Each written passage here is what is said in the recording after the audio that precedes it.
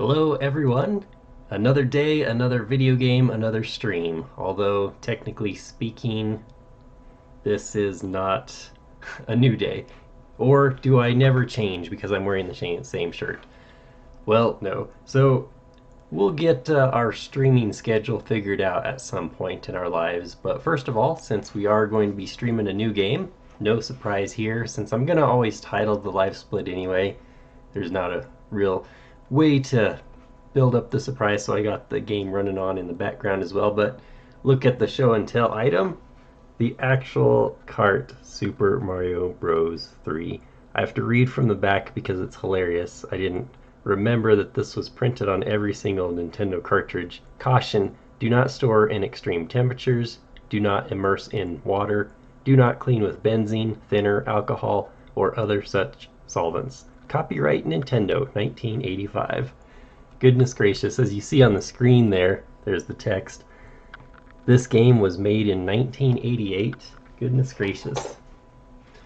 But in any event, Super Mario Bros. 3, we're going to finish off the trilogy of the original Nintendo Mario games, as it were.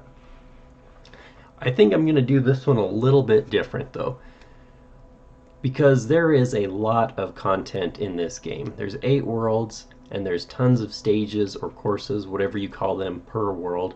So I'll show you the shortest path. Hopefully I'll even beat it on my first attempt here, which will showcase all of level 1 and all of level 8. At which point then we'll beat it, the video will be over, and then I'll be able to show other levels on my own free time. So for example, yes, level 1 will get repetitive, and I apologize for that, but it is easy to maybe say warp to levels 2, 3, 4, 5, 6, or 7, and then just showcase that particular world and beat all of the levels so that you can get a full, accurate picture of what is Super Mario Bros. 3. Now, in my last stream, I definitely said that Super Mario Bros. 2 might be my favorite of the original 3. It is a tough call because Super Mario Bros. 3 is actually a really awesome game. It's just that the first world does get very repetitious, and if you're only going out to beat it, guess what? World 8 also gets very repetitious as well. So without further ado, we shall begin.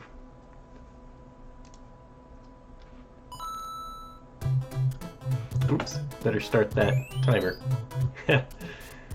Alright, so this is the first grassland. Just to kind of give you a rundown, each world, let's see, so world 2 is desert, 3 is water world, 4 is giant land, 5 is the sky world or zone, 6 is the ice world. Was my favorite back in the day, but more because of the aesthetics probably.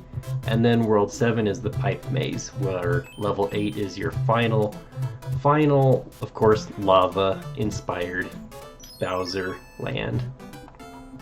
So finally, an actual Mario game that looks and feels like a Mario game. No offense to Mario Bros. 2, but we can also go backwards.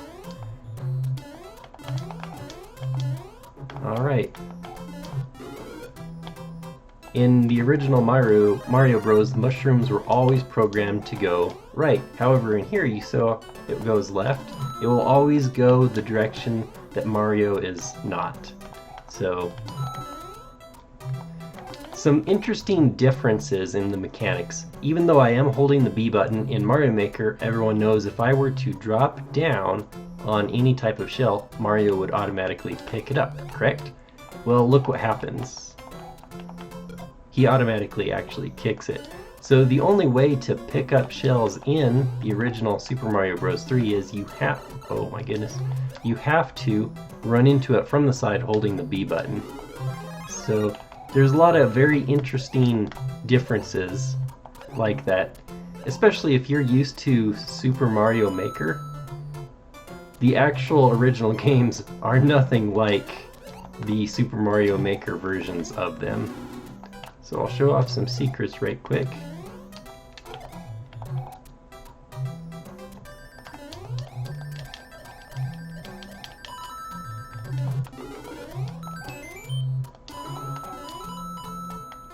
Oh, man.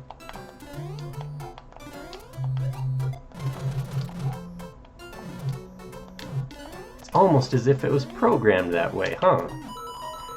Here is our first introduction to the original P-switch. And unfortunately, this is why I absolutely loved Super Mario World, because you could always replay the levels over and over again. Whereas you see here, once it's beat, it's gone forever.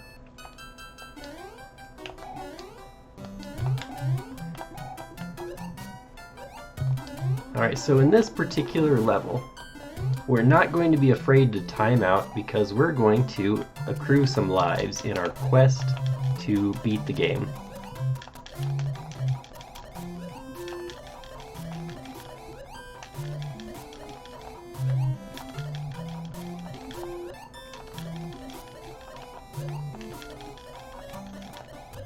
I don't know if I should max out 99 lives, or just time out once. Because it basically takes 2 attempts to max out your lives doing this method here. You just plain and simply don't have enough time to land on all of the Goombas and accrue your bonus 1-ups.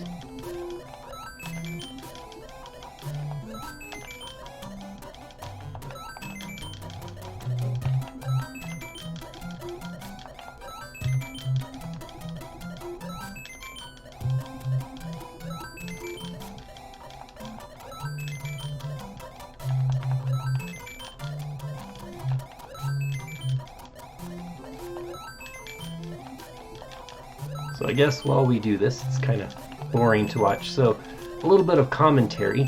I remember when I was first shown this. Oh no. Can't walk and chew bubblegum at the same time, can I? So here's a little bit of a secret as well. That hitbox on the P-switch is so bizarre. Oh man.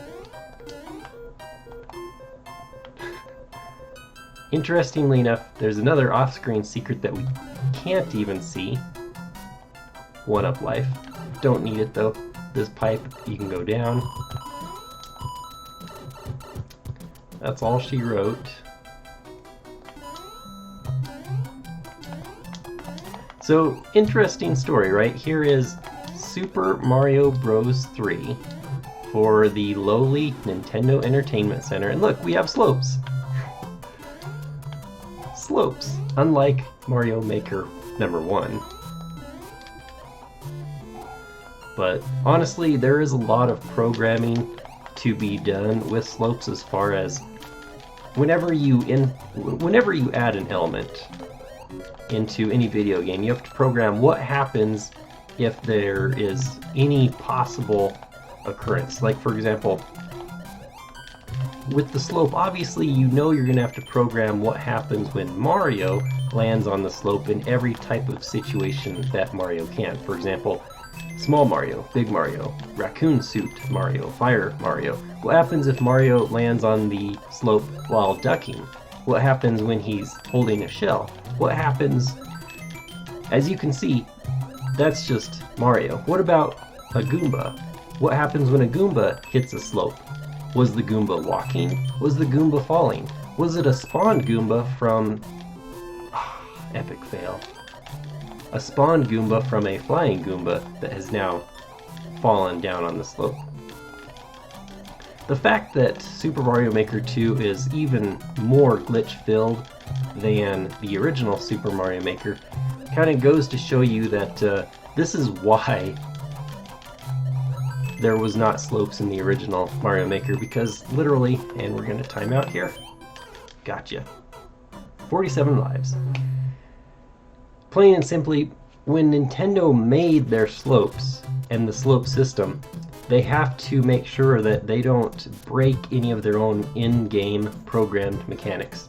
But you let anyone, even a 5-year-old, make any course they want in Mario Maker, you have to program everything. Every item, what happens when every item or every enemy touches a slope, and how does they touch the slope? It's mind-boggling to me since I do like to program, as far as how much work a seemingly simple game like Super Mario Maker would become with just even... Oh, no, stupid. I need to get my raccoon suit.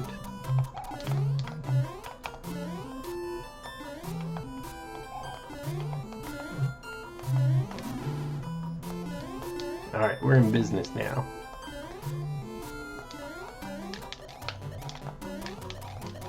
Come here, my little pretties. We did not get a good bounce off of that.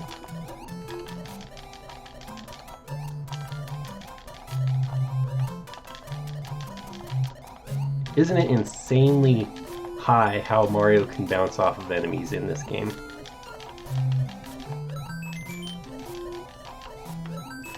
Alright, I think actually instead of timing out again or even maxing out the lives, I'll just go till I mess up, touch the ground, and then beat the game. I should have a sufficient number of lives to complete it. But anyways, going back to my story before the digression into Mario Maker and slopes, is the first time I saw how this was done was by a guy. Oh man, sniped that. And of course he was quite a bit older than me, quite a bit more skilled, reflexes, coordination, everything. So when I finally learned how to do it myself and started to do it, I was so deathly afraid of timing out that once the timer hit 0 and the music sped up, I was like freaked out and had to finish the course. Which isn't that silly. Think about it. Even if you only get 2 lives, it's worth taking a death because you can then get 2 more lives. You're in the positive. But I guess I wasn't thinking most rationally or logically.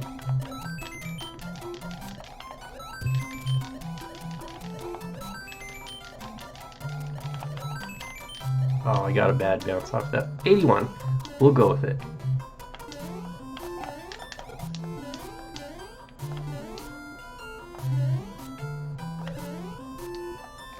Ah.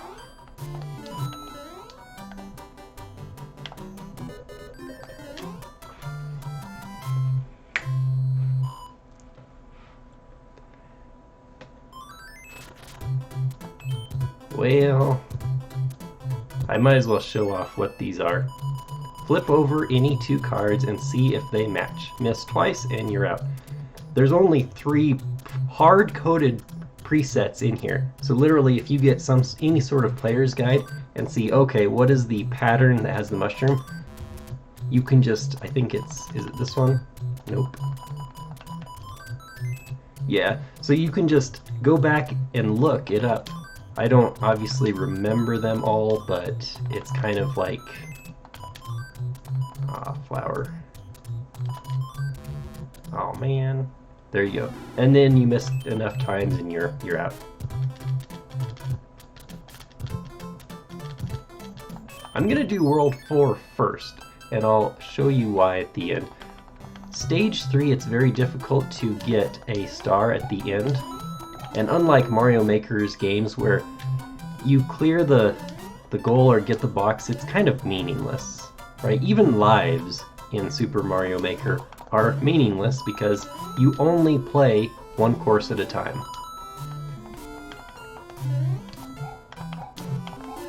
But in the original game, so cool, so satisfying. In the original game, you acquire and keep the actual cards. So if you get 3 cards and they don't match, you still get a life from that. Now if you get 3 of the same card, you get more than 1 life. For example, if you get 3 flowers, you get a 3 life bonus, and 5 stars, you get a 5 life bonus. Which is interesting because the star is actually the easiest to get if you just run full speed forward and hit it essentially on the soonest frame that's possible. Can I not tail swipe that? You get the star. Oh, that's so embarrassing. I was just thrown off. So there's my bonus 1-up. here's what the item box house looks like. I always wondered because how does this work? So thankfully with modern emulation and tools I was finally able to deduce that if I press B on this, it could be anything. But it depends on the frame that I press B. So it has nothing to do with anything but randomness. Oops. So yeah, you can actually use items. This was the first Mario game where you could acquire, what was it, 28 items or something. Theoretically, like, you could actually do this with skill, but it was also kind of difficult. Yeah. It's rigged, like those carnival games. Ha! Alright, now, something that's very interesting.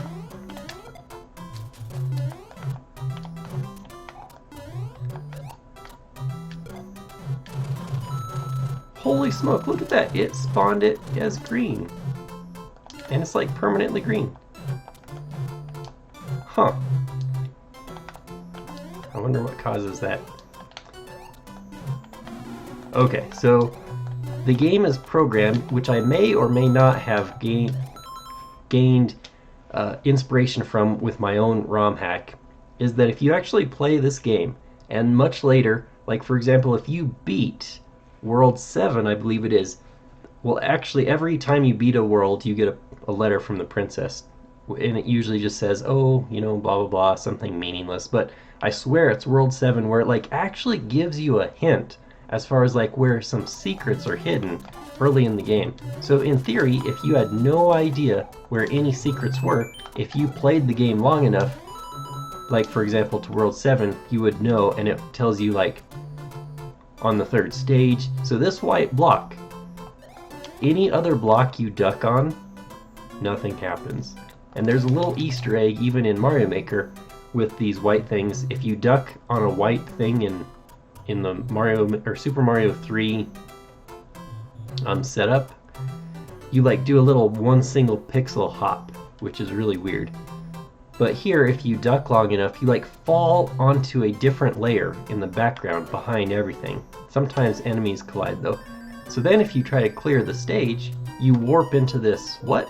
One toot on this whistle will send you to a far away land. Secrets. The warp zone. So there is a hidden whistle there. Stage 1-3.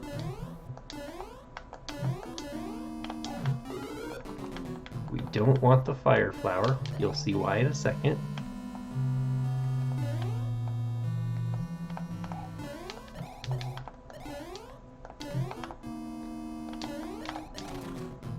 Don't go in that door. Instead, let's use our raccoon suit to come up here, go all the way to the wall. We're on a door tile, and why look. Another whistle. So really at this point, which I'll kind of show off later, we can get to World 8 right now. I actually like to beat World 1 by virtue of that way I have the bonus item. Alright. Did you see that?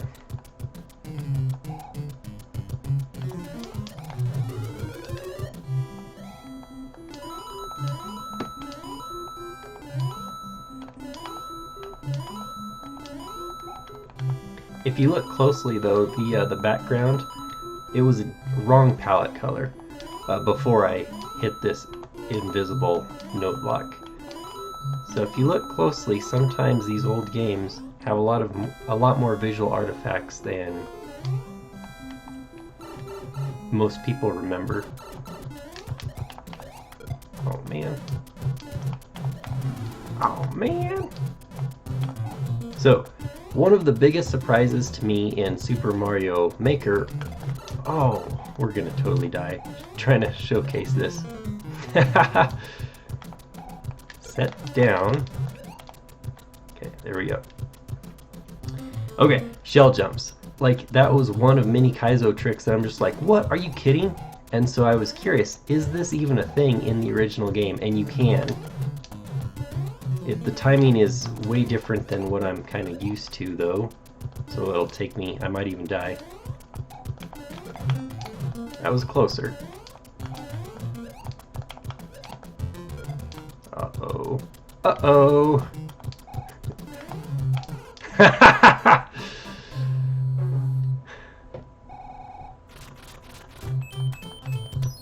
I want to show off a shell jump, though.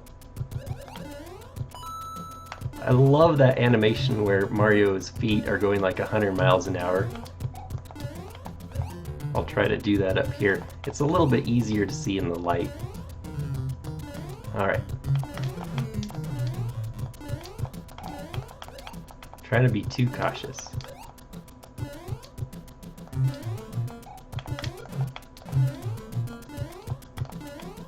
Fun fact.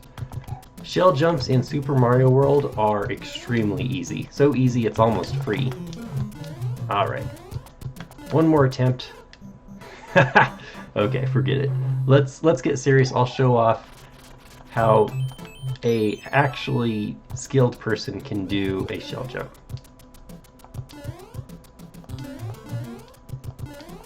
Even in the original. Don't you love that? Mario's little feet kicking. Whee!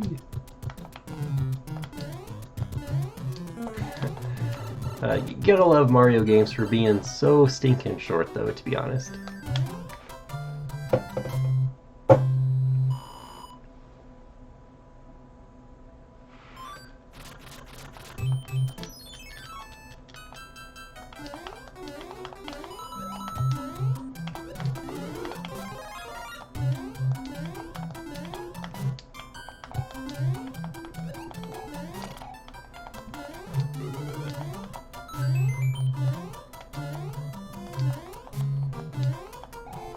If you're thinking, if I only had a raccoon suit, could I have gained some P-speed in there and flown over the level? Yes. Yes, you could have. Oh boy.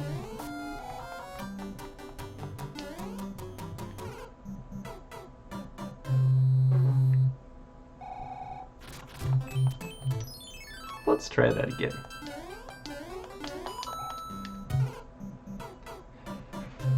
That moment when you wonder, is 82 lives going to be enough?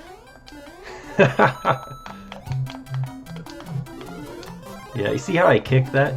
In any other version of Mario, he would have grabbed that like automatically. Oh no, you little cheating green mushroom.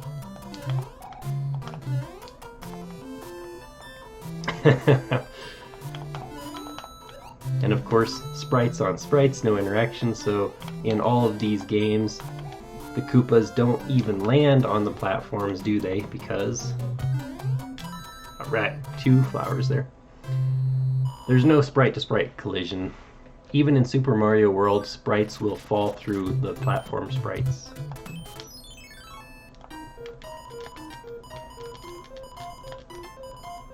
Pick a box, its contents will help you on your way.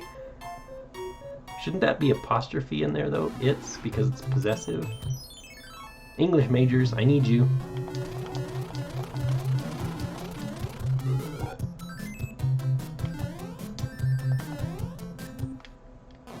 Alright, so I can actually show off, because if I were to use the double whistle trick anyways, you don't even get to see a castle. So, oh, it's terrible. The king has been transformed. Please find the magic wand so that we can change him back.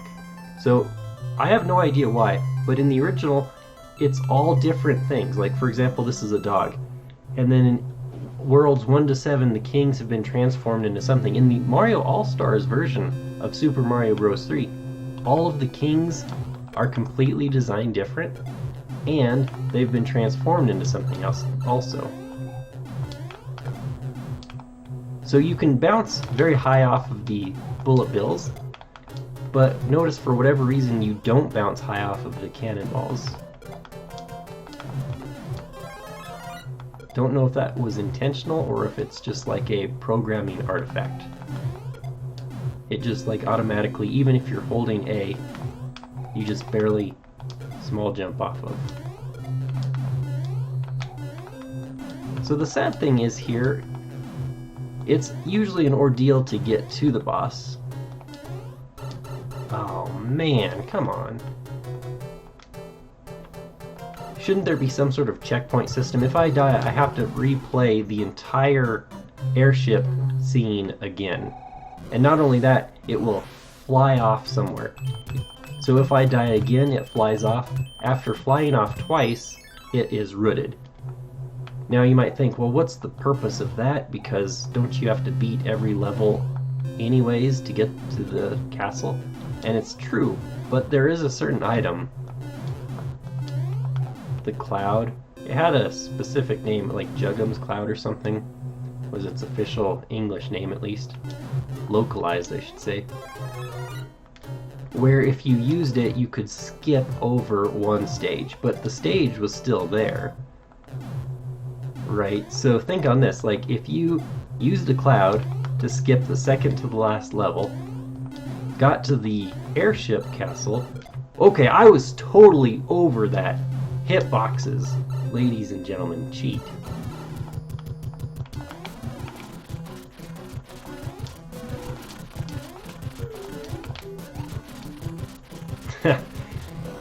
Lose. Okay, so let me rephrase that. Use a cloud, go over stage, play the airship battle, lose, then see it flies off. You're now trapped on the other side of that level that you skipped using the cloud. So you have to be careful how you do certain things. Oh, thank heavens, I'm back to my old self again. Thank you so much. Here is a letter from the princess.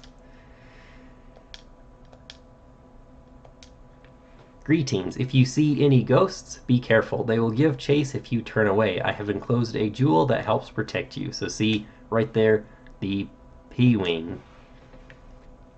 Which sometimes I like to use on a specific world or course in level 8.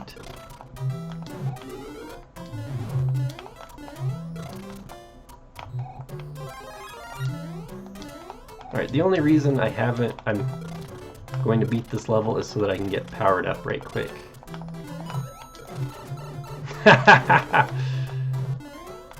Oh, if only.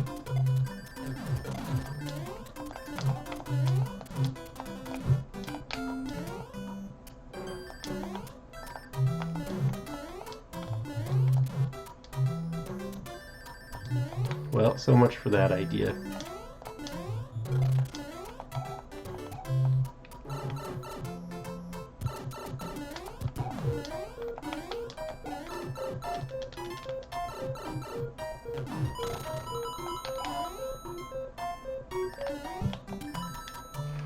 Didn't get the flower.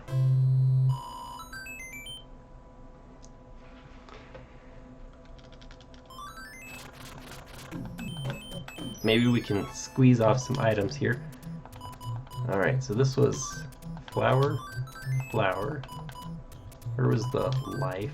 No, that's a...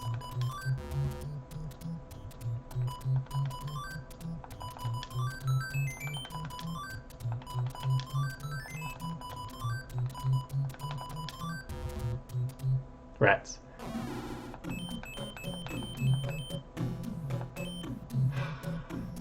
I still want to get a little power up, possibly.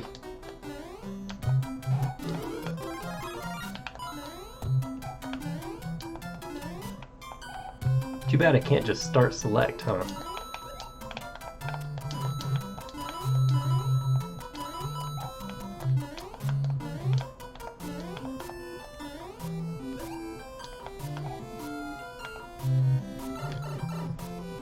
And these courses are so short, aren't they? Alright, so we got a mushroom. So now I will demonstrate the whistle items. Oops.